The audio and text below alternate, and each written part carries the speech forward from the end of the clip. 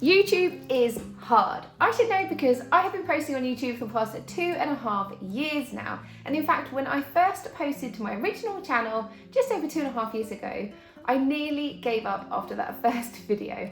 It took me about 2 months to muster up the courage to post my second video, and I have had 2 periods where for several months I have not posted at all, seriously contemplated giving up on YouTube entirely because I was so burnt out.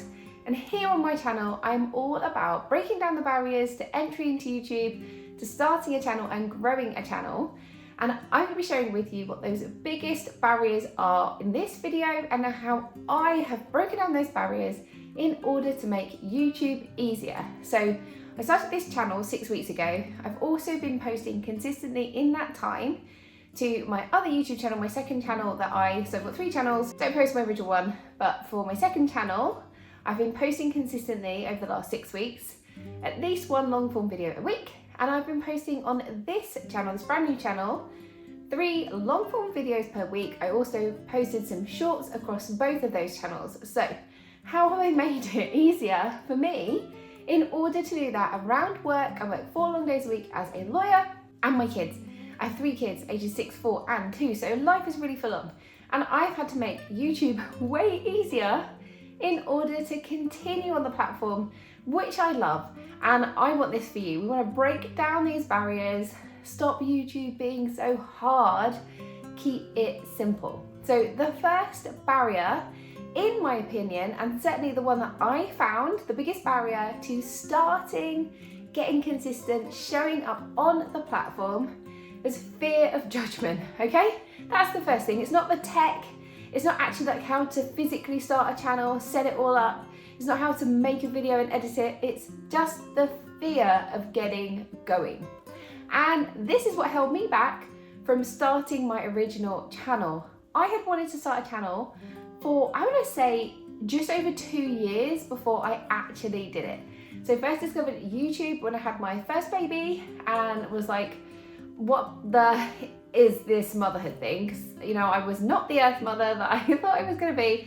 I was like in way over my head. I didn't know what I was doing. Sleep schedules, eating windows, blah, blah, all that stuff. Like I didn't get it and I needed help.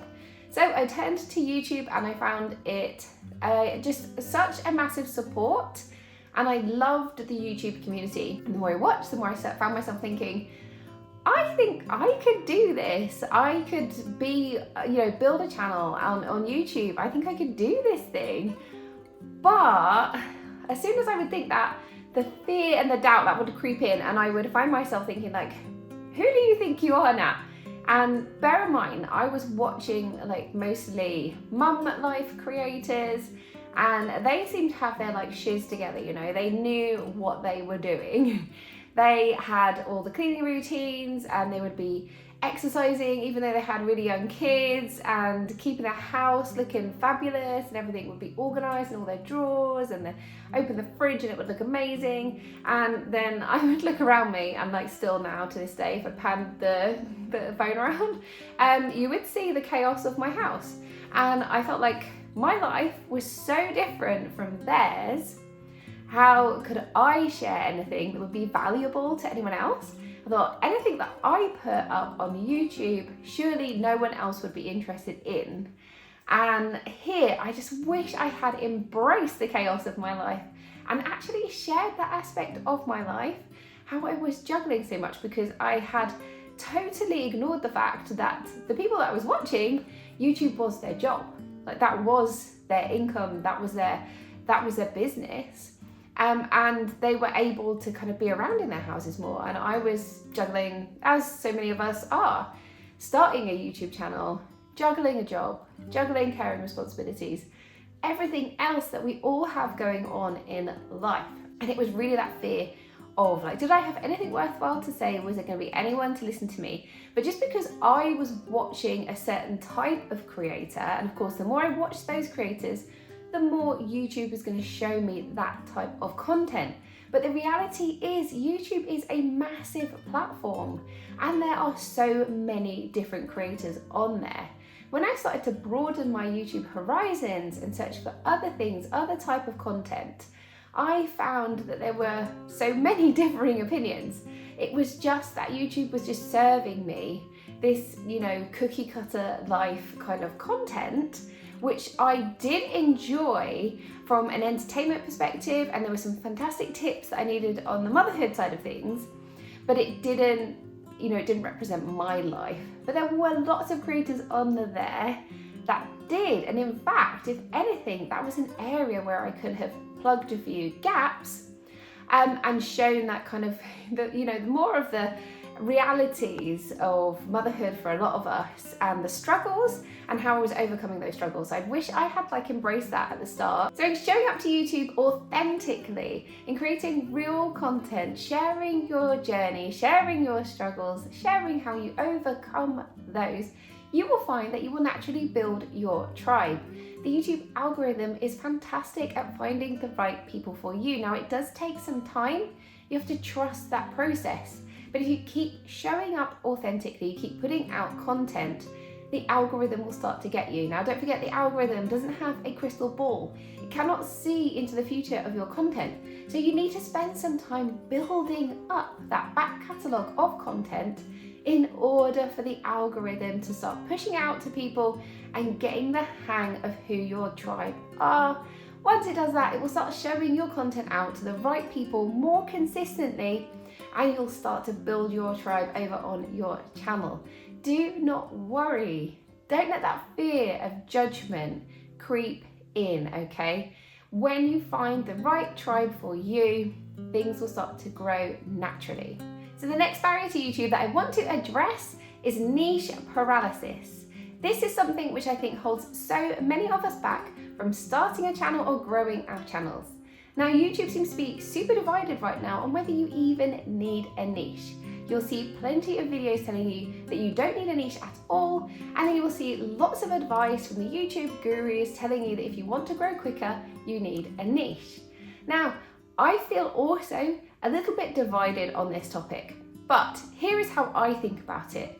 To start with, I think it's true. If you don't have a clear niche, so you don't have a business that you want to promote on YouTube, you don't have a particular skill that you want to highlight, and you just want to get going on YouTube, you feel very drawn to it, you feel very creative, you feel like it would be a great creative outlet, which is how I felt at the start.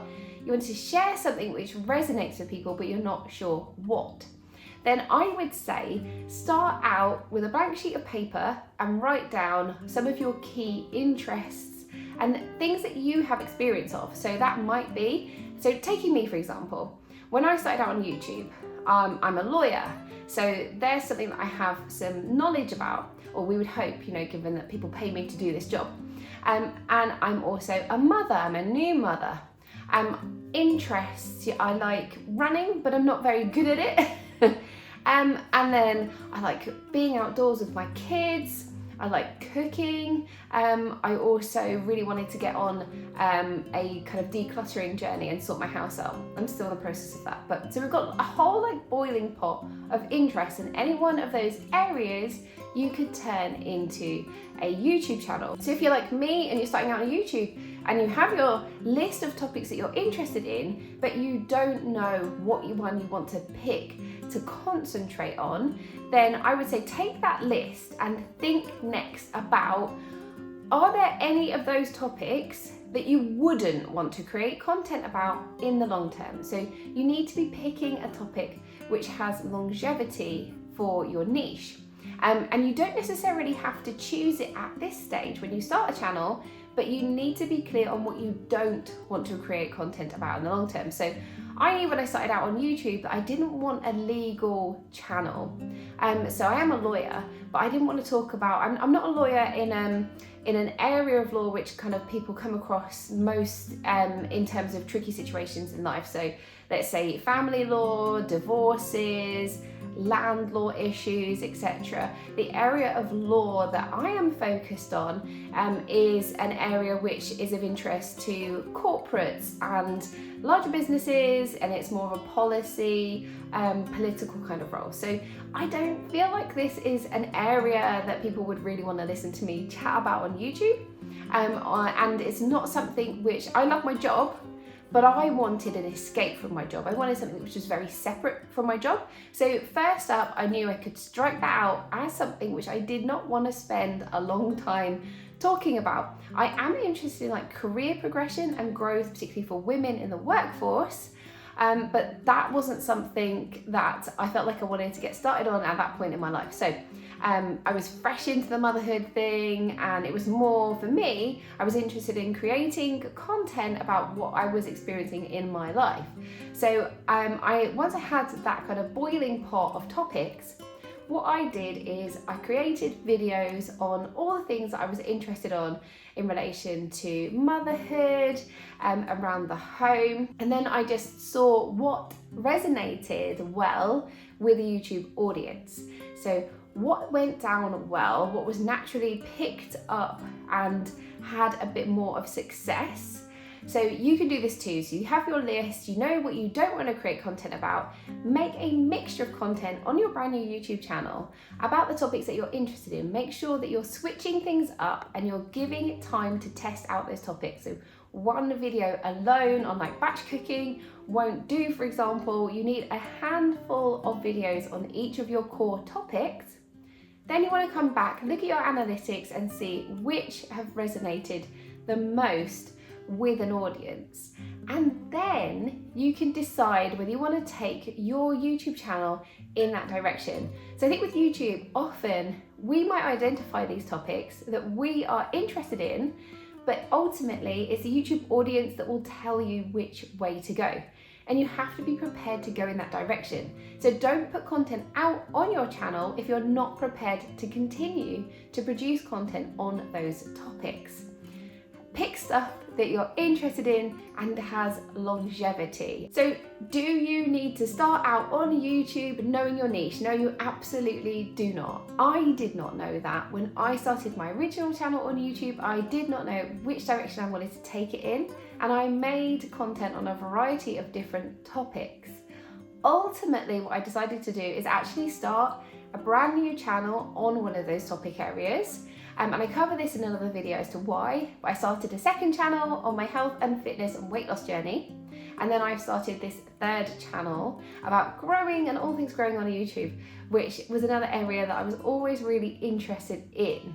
And for me, I took my original channel as my kind of learning channel where I learned all of my mistakes, how to actually record, edit, make the thumbnails, all that stuff. And you can also do this. This could be a strategy where you take your original channel as like a learner channel, and then you start a fresh channel about your particular niche area. But I don't think this is necessary. If you do it the right way and you make sure that early on you're putting on a mixture of topics, you're identifying an area that you want to take your channel, and then you head in that direction. I think this is the preferable option, really. But I think the idea that you don't need a niche at all isn't quite true. So I don't think you need the niche to start with, but I do think eventually, if you really want to grow your YouTube channel, you do need a niche. And I think sometimes when people say you don't need a niche, or you don't have a niche, or maybe you don't feel like you have a niche, because my original channel, I didn't feel like I had a niche.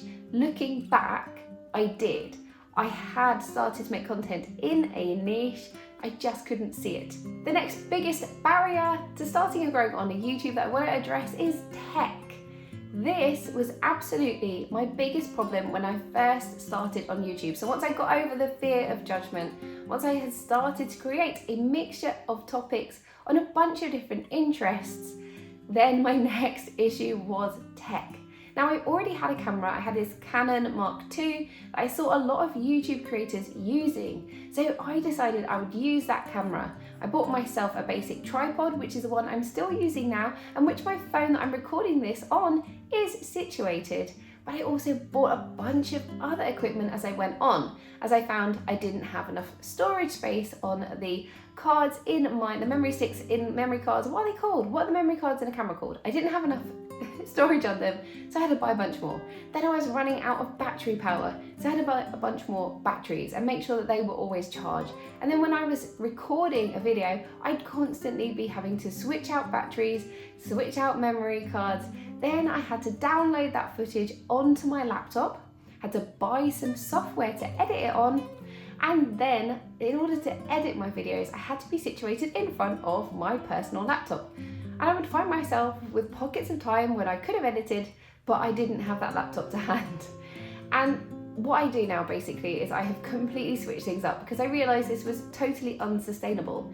And actually taking a video and then editing it was taking me so long that it had become my biggest barrier to growing on YouTube.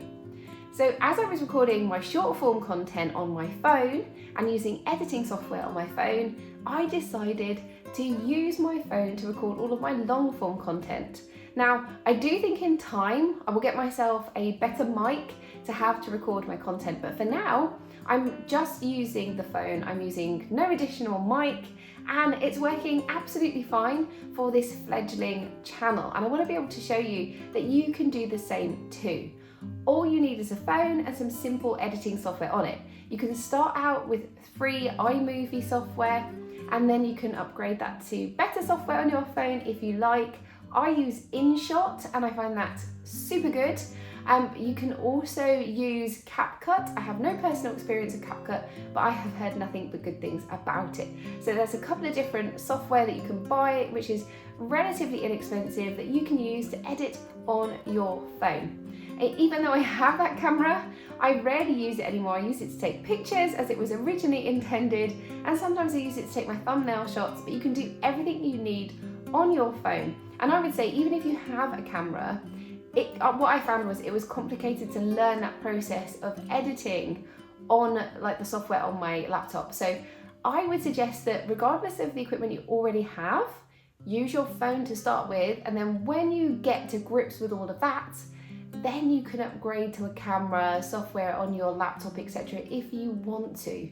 But your phone is perfectly adequate to do everything that you need. So the next barrier that I want to talk about is a lack of ideas. What do I make content about consistently, and what happens if I run out of ideas? I definitely had these moments during my YouTube journey where I struggled to think of what to make content about. And here, now I use this super simple technique for making sure I never run out of ideas to generate content for YouTube. And to give you an example of this, I'm going to use my health and fitness channel, okay? So again, take a piece of paper, get yourself a pen, and we're going to do ourselves a little spider graph. So take your channel area or your niche if you know it. So for me, my channel area is health and fitness. And then within that, I guess my niche is aimed at kind of people like me. So mums over 40, those in their midlife, juggling a lot of things. And then we're going to identify 3 to 4 topic areas that you can create content about.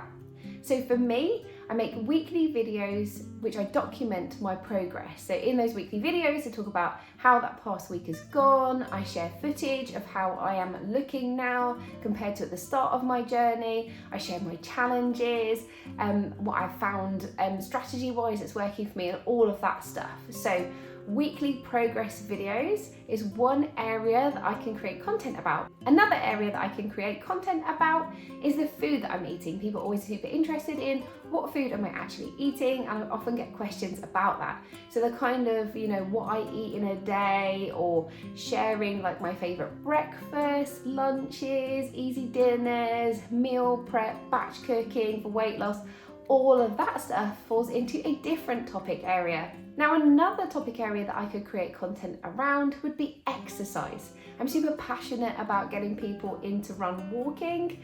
I love running, but I'm not a very good runner, and I run in really, really short intervals, so 30-second intervals of running and walking. And this is something that I'm also really passionate about. Walking in general, exercise that you can do at home, not needing to pay out for a gym membership, all that stuff. So we can put that into another category area. And then lastly, I could create content around motivation, like more motivational topics, hurdles that I faced along my weight loss journey, my health and fitness journey, and I could put that into a separate area.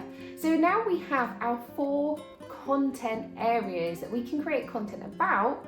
We can decide how frequently do we want to create content for our channel. So On my health and fitness channel, I create 1 to 2 long videos a week. Okay, so we're looking at roughly 6 videos over the course of a month max. So let's say you have, just to make it really easy, you've identified 3 content areas. So then you can decide that within those 6 videos over the course of a month, you're going to have 2 about exercise, 2 about your journey, 2 about the food you're eating, for example. And you've already narrowed down the amount of content that you need to create. Now, I also look at creators in a similar area as me, similar niches to me, to get ideas of the videos I want to create. Now here, we don't want to be replicating their videos exactly. We want to be taking inspiration from their videos and then creating similar content or content within the same sort of genre. Perhaps that's even conflicting content where you're seeing a topic doing really well, but you have an opposing opinion and you're going to create a video about that. So you don't even need to watch these videos in order to get these ideas. If you see a really catchy thumbnail and title, you can take that and create your own version of those videos. I also use ChatGPT sometimes if I'm running out of ideas. I will go into ChatGPT, and I find with anything ChatGPT, you get the most out of it if you front load it with as much information as possible. So, I'm a content creator, creating YouTube videos about health and fitness. I'm aged 41, I'm really interested in eating a low ultra processed diet. I do some calorie counting, some intermittent fasting, some run walking, come up with 20 ideas for videos that I might create content about that will go down really well with the YouTube algorithm. And then ChatGPT will spit you out a bunch of different ideas. You might like a couple of them, you might like a few but want to change them up, mix and match some of those, but it just gets that brain working. I then keep a list at all times on my phone under the heading YouTube, so I can easily find it, of all of the ideas that I've had. So if I'm like on the go and I'm watching a video from another creator and I think this is super interesting, I could make something like this in my niche area, I'll go onto that note section and I will write a note of it and kind of like a little sentence to remind me why I was interested in it, what my kind of take might be. So that's how we make sure we never run out of ideas for YouTube. The final barrier that I want to break down is consistency. This has also been a real struggle of mine over my just over 2.5 years on YouTube. How do I ensure that I remain consistent on the platform? And I've absolutely found that it is that consistency that helps me to grow. When I've had those bigger breaks in consistently posting on YouTube, I found that has really limited my ability to grow and develop, both personally and on the platform. The more content I put out, the more I'm learning, the more excited I'm getting, the more I'm growing personally, the more I find I grow on the platform. So here on this channel, I'm aiming to put out 3 long form videos a week, and that is quite a stretch for somebody who's working 4 long days a week in a demanding job and has 3 young children.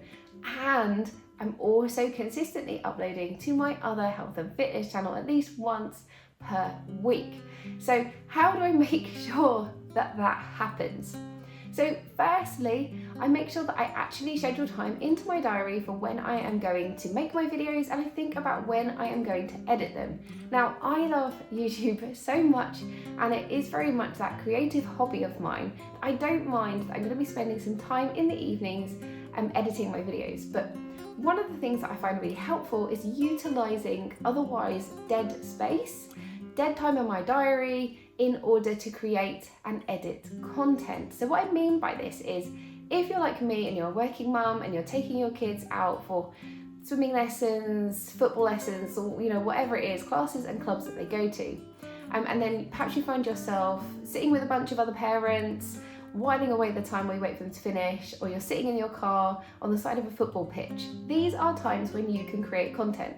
So maybe you can't actually be in front of a camera at that time, maybe you can. Perhaps if you're in a car, you just create the content as you go, okay? You gotta get good at just making the content whenever you can. And actually I find if you're making a little bit of content in your car, and then you're making a little bit of content on a walk, and then you're making a little bit more content when you're at home, that can keep viewers much more interested. So it's no bad thing if you're switching up the background. But for me, if I'm sat there and it's an environment where I can't actually like create the video, film myself, then I might use that time to do some idea generation. So if I know I'm going to be making a video the next day on a particular topic, but I don't yet have my plan of what I'm going to cover, then I'll make sure I have a notepad like this. The notepad that I'm using for today is a little notepad that I had in my bag for work. I wrote these notes when I was on a train going into London in the past week. So I knew I wanted to create a video about barriers to YouTube and how I broke them down, how people could do that. And so I went through thinking about it, writing down. I'm a pen and paper girl. I've tried Notion before. It wasn't for me. I really like to get my ideas down on paper. So I just carry loads of these notepads and pens around with me at all times so that I can write things down. But you always have your phone. You can always write anything in that notes section on the go as and when you think of things. So utilize that dead space in your diary. We all have it.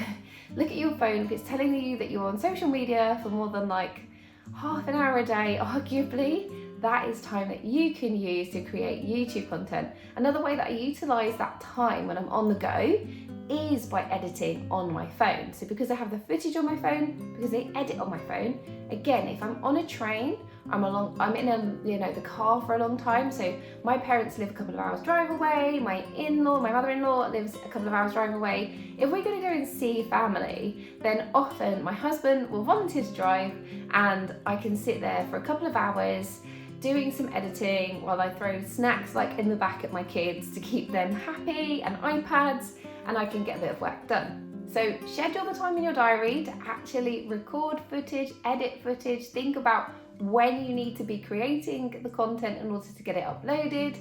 Utilize your dead space time in your diary to create and edit content. Make it easy for yourself by doing as much as possible on your phone if you're on the go, and also make peace with not being perfect. This really held me back in the early stages of my YouTube journey. I wanted everything to be perfect. I wanted my content to look as amazing as the larger content creators that I was watching. This was completely unrealistic, and it's still unrealistic for me. Done is better than none. I don't mean create sloppy content. Your content still has to be valuable for the people watching it, but it doesn't have to be highly edited, doesn't have to be like studio quality here. If you're like me and you're coming up with all the ideas yourself, your plans, I'll call them plans because I don't script everything, and you're filming everything yourself, you're editing everything yourself, you're uploading it all yourself, you're basically a one-woman, one-man show, then you have to be prepared to lower your standards and just get things done. Because what you will find is the more content that you create, the better you naturally get. Over time, your content quality will naturally improve. You will be able to do everything so much faster. You'll be able to show up authentically and confidently. You'll be able to edit quicker. You'll be able to upload quicker. You'll get all those tricks in the book. I hope this video has shown you that there are loads of ways in which we can break down the barriers to entry into YouTube and to growing a YouTube channel. I have so enjoyed the past 2.5 years of growing YouTube channels, multiple, and I can't imagine a time in my life in the future where I'm not creating content for YouTube. If you enjoyed this video, then I think you will really enjoy this next video. I will see you over there. Bye.